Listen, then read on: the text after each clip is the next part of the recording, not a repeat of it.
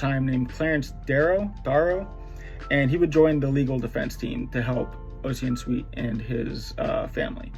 Mr. Darrow claimed that the case would be found innocent immediately if the people who were claiming self-defense were a white family. And again, this is the 1920s, so it's pretty well documented that white people were not very fond of black people at the time. But after 46 hours of deliberating, an all-white jury declared a mistrial. So this kind of wasn't a jury of their peers, to say, because an all-white jury in the 1920s going over a black defendant, that's not a jury of your peers at all. But they declared it a mistrial, and afterwards, each family member that was in the Sweet household were tried individually, and thankfully, all charges were dropped for each and every one of them.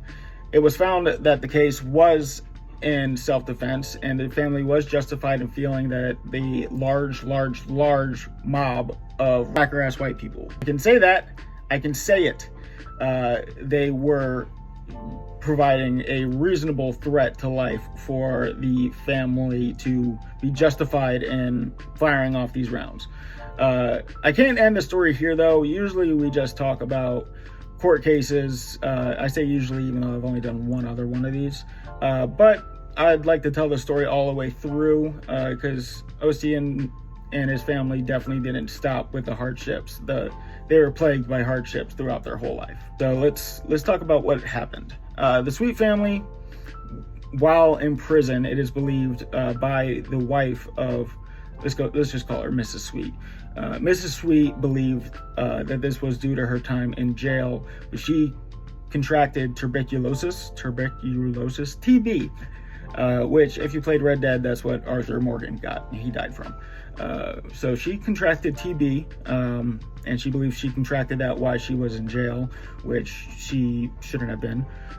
But also, Mr. Sweet's daughter, who just turned 2, died of TB 2 months after her 2-year-old birthday.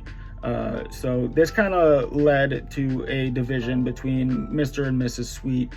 With the unfortunate loss of their daughter from TB, they also just couldn't stick together anymore, and Mrs. Sweet would move to Arizona for drier climate, and she believed that this would help with her TB, but she also passed from TB at the age of 27.